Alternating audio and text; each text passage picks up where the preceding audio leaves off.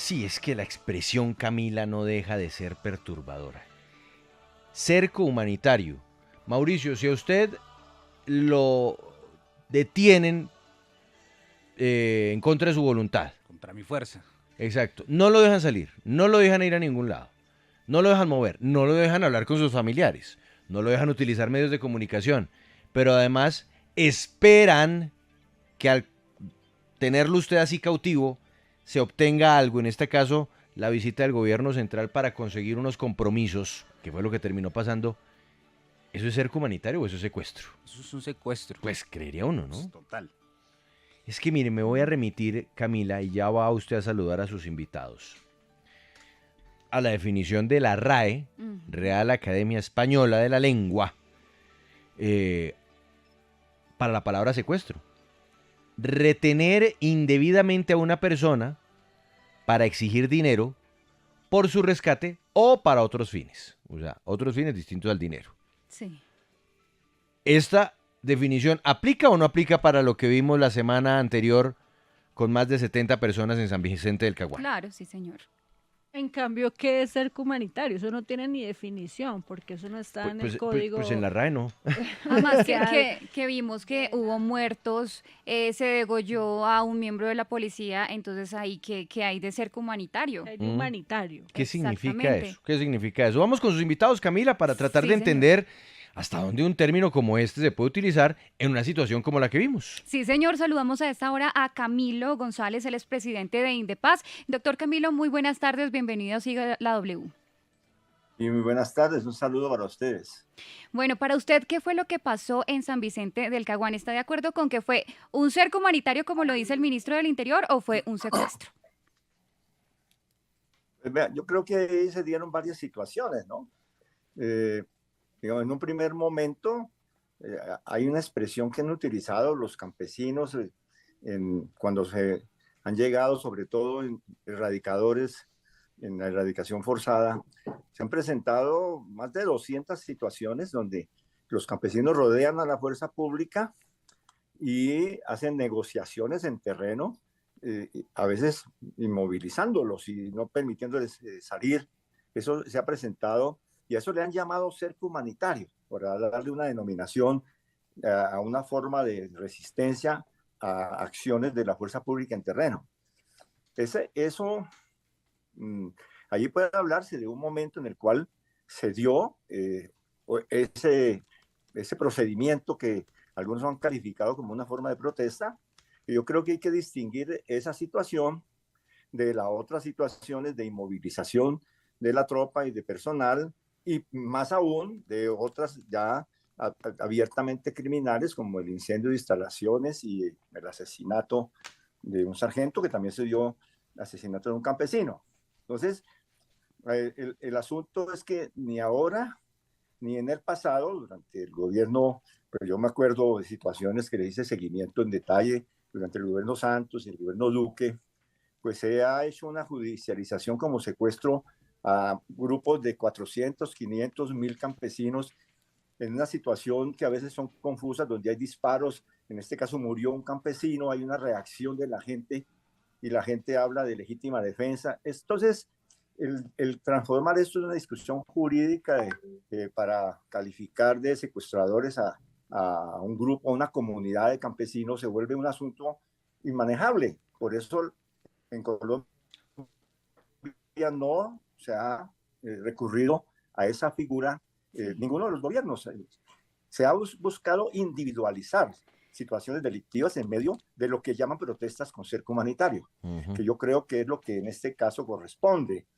Se individualicen situaciones en las cuales ha habido o malos tratos o la situación del asesinato del asesinato del sargento, e incluso pues que se investigue el asesinato del campesino. Creo, pero el asunto de dar tratamiento judicial y militar a este tipo de protestas en situaciones de altísimo conflicto, donde hay presencia de grupos armados, donde hay infiltraciones y hilos de presencia de grupos armados en medio de la acción campesina, eso es hacerle un favor a los armados. Mm. Por el contrario, la estrategia tiene que ser una estrategia de diálogo civil, de ganarle la población a los grupos armados. Entonces no hay mayor servicio que el camino de la judicialización y de incriminar a, en este caso, pues más de 1.000 campesinos que participaron en eso que de manera eufemística han llamado cerco humanitario. Pero, don Camilo, presidente de Indepaz, cuando es el ministro del Interior el que sale a hacer esa afirmación y sobre todo ¿Aló? esa... Sí, me escucha, don Camilo. ¿Don Camilo? ¿Don Camilo me oye? Hola. Sí, me escucha. Don Camilo, ¿me escucha? Sí, me oye. Será Sí, no sé qué pasó. Camilo, ¿usted me escucha? Camilo González Pozo, ¿me escucha? A ver, háblele ¿Nos usted, Camilo. escucha, don Camilo? Bueno, No. mientras retomamos la comunicación, si les parece, vamos a saludar a nuestro otro invitado. Es Néstor Rosanía, investigador Adelante. y experto en conflictos armados. Señor Néstor, muy buenas tardes. Muchísimas gracias por atendernos. ¿Y usted qué opina? ¿Lo que hubo fue un secuestro, una retención o un cerco humanitario, como lo dice el ministro del Interior? Ahora sí ya escucho. ¿Nos escucha Néstor Rosanía? Hola, sí, yo los escucho. Sí, señor. ¿Sí me escuchó la pregunta? Sí, la escuché bien. Listo, adelante, por No, favor. les decía que hay una serie como de temas cruzados que es importante diferenciarlos. El concepto cerco humanitario es un concepto que se ha dado en Colombia a partir de la dinámica del conflicto, pero eso no existe ni en el Código Penal ni en el derecho internacional humanitario que regula los conflictos armados. O sea, eso es un tema interno y casi que se ha dado de forma ahí endémica, pero eso no existe legalmente. Lo segundo, lo que sí tenemos a nivel internacional, y es que aquí nos vamos a regir vamos a estar entre la legislación de derechos humanos, derecho internacional humanitario, es el corredor humanitario. Y el corredor humanitario sí se da a nivel internacional cuando dos grupos armados, sea en una guerra interestatal o en un conflicto armado interno, generan un corredor para la salida de enfermos, para recoger muertos, para llevar medicamentos a zonas que quedaron confinadas, etcétera. Entonces se genera como una especie de armisticio, se genera un corredor que generalmente a nivel internacional es manejado por el CICR para la entrada y salida y para darle como digamos, una estabilización a la guerra. Eso es un corredor humanitario que no tiene nada que ver con lo que pasó aquí en Colombia, en el Caquetá. Ahora, y lo tercero es que en la legislación colombiana puntualmente, pues sí se habla en términos de un secuestro, pero aquí nos entraríamos en un debate frente a cuáles son las características de un secuestro, si se dio un secuestro o si esto se dio en medio de qué explosión social, digamos, que había ahí. Entonces, hay muchos elementos que hay que empezar a diferenciar. Ahora, puntualmente, lo que dijo el ministro no existe dentro del derecho internacional humanitario. Bien, yo quiero volver con Camilo González, no sé si ya me escucha, don Camilo, ¿me oye? Ahora sí le escucho, sí le escucho. Bueno, don Camilo, es que precisamente quiero volver sobre esto que dice Néstor Rosanía, y es que es el ministro del Interior el que utiliza la expresión, no es la comunidad, no son los campesinos, es el ministro. Al ministro a utilizar esta forma, digamos, de calificar lo que ocurrió allí, no está él validando que este tipo de acciones se repitan. Y es que quiero ir a la semana anterior, que tuvimos aquí en Sigue la W la historia del director de la unidad de, si mal no estoy, De sustitución. de sustitución de cultivos, quien nos contó que a él le pasó lo mismo. Y él utilizó la expresión secuestrado, lo cogió la comunidad y no lo dejaba salir. Y no lo dejó salir por horas. Y le decían a él, es que usted no se puede ir hasta que no nos resuelva. Y el tema era que lo ponían a resolver un asunto que venía desde el gobierno anterior. Entonces, utilizando este eufemismo de el cerco humanitario, no se está abriendo la puerta es para que entonces toda comunidad encierre a quien se le da la gana y no lo deje salir. Entonces yo digo, no sé, invito a la alcaldesa de Bogotá a mi casa, la encierro y digo, no, es que estoy en cerco humanitario porque no quiero que haga una obra. ¿Eso no es abrir la puerta a que entonces todo se disfrace de cerco humanitario? Pues sí, a mí me parece que ahí sí hay riesgos y la expresión cerco humanitario pues es una expresión indefinida, pero lo que tenemos que reconocer es que en Colombia estas situaciones forman parte de una larga historia de protesta en zonas rurales y entonces el asunto es cómo tratar esas situaciones que la gente define como cerco humanitario. El ministro ha utilizado esa expresión y yo lo entiendo como una expresión política donde dice, voy a reconocer que se dio una intención humanitaria de proteger a unos elementos de la fuerza pública en una situación de riesgo.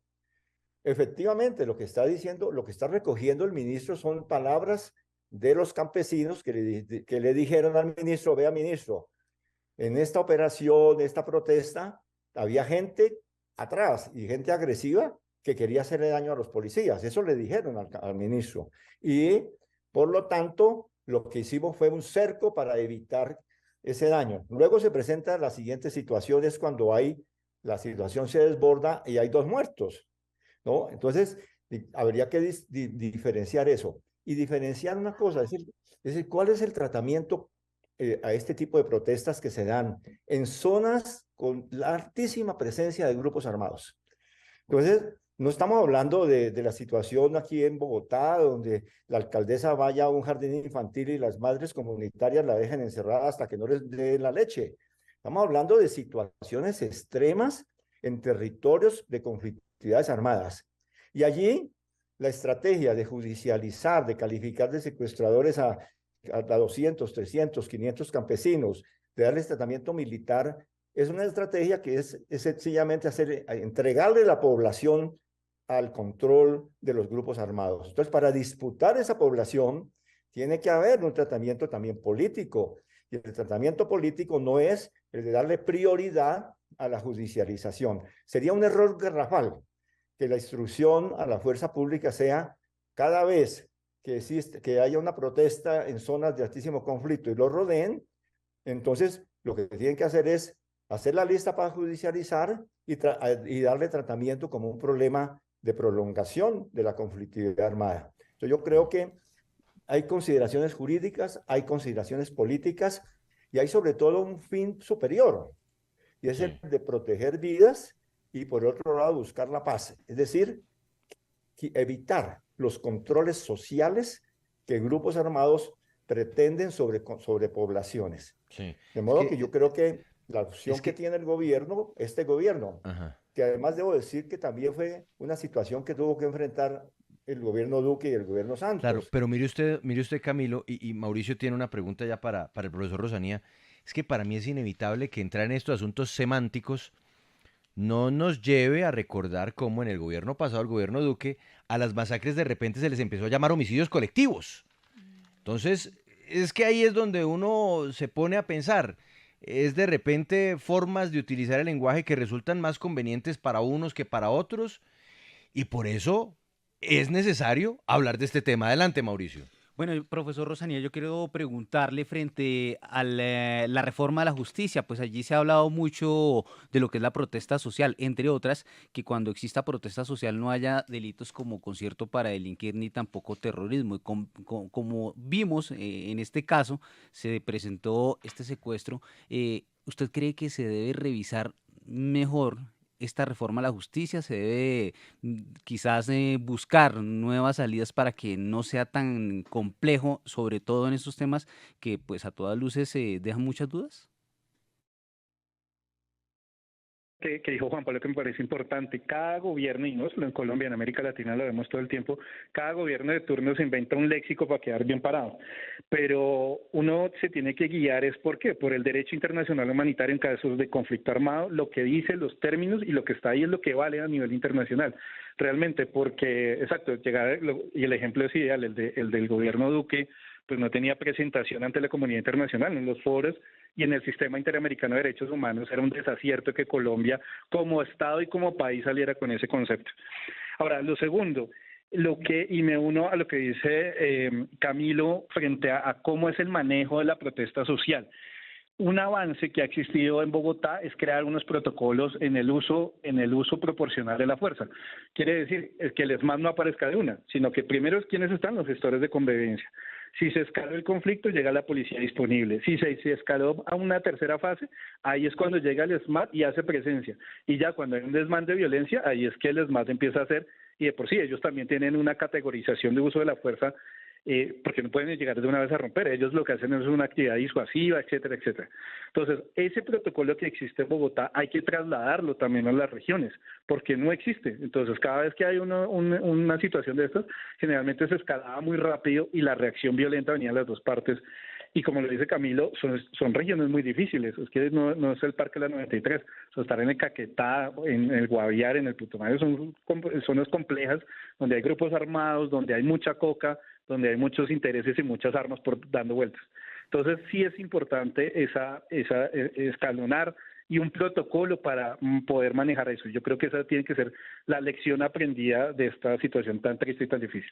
Ahora, puntualmente, la pregunta, si tiene que manejarse en la reforma a la justicia una diferenciación y replantear ese punto, yo considero que sí, porque como hay, y digamos, lo digo no como académico analista, sino como reportero que cubrió el estallido social, así como hay una protesta legítima y pacífica, o hasta en las noches había una protesta, también había unos grupos que estaban dedicados a delinquir, y para eso no se puede omitir delitos que sí están cometiendo.